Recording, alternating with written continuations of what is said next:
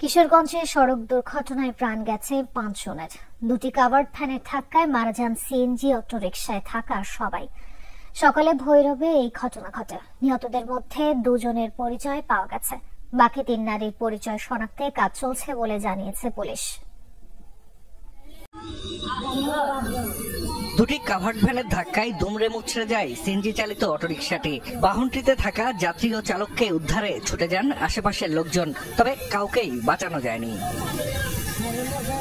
কিশোরগঞ্জের ভৈরবের জগন্নাথপুর এলাকায় এই দুর্ঘটনা। পুলিশ ও প্রত্যক্ষদর্শীরা জানায় সিএনজি চালিত অটোরিকশাটি ভৈরবের দিকে যাচ্ছিল। জগন্নাথপুর এলাকায় পৌঁছালে একটি কাভার্ড ভ্যান সেটিকে পেছন থেকে ধাক্কা দেয়। এ সময় বিপরীত দিক থেকে আসা আরেকটি কাভার্ড ভ্যানের সাথে সংঘর্ষ হয় সিএনজি চালিত অটোরিকশাটির। ঘটনাস্থলে মারা যান সিএনজির ৪ যাত্রী ও চালক। খবর পেয়ে ঘটনাস্থলে গিয়ে উদ্ধার কাজ শুরু করে ফায়ার সার্ভিস। ২টি কাভার্ড ভ্যান জব্দ করে পুলিশ।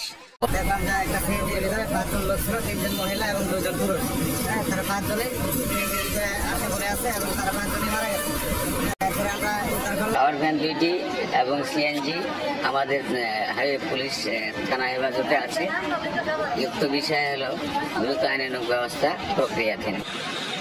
কাভার্ড ভ্যান দুটি জব্দ করা হলেও দুর্ঘটনার পরপরই পালিয়ে যায় চালকরা।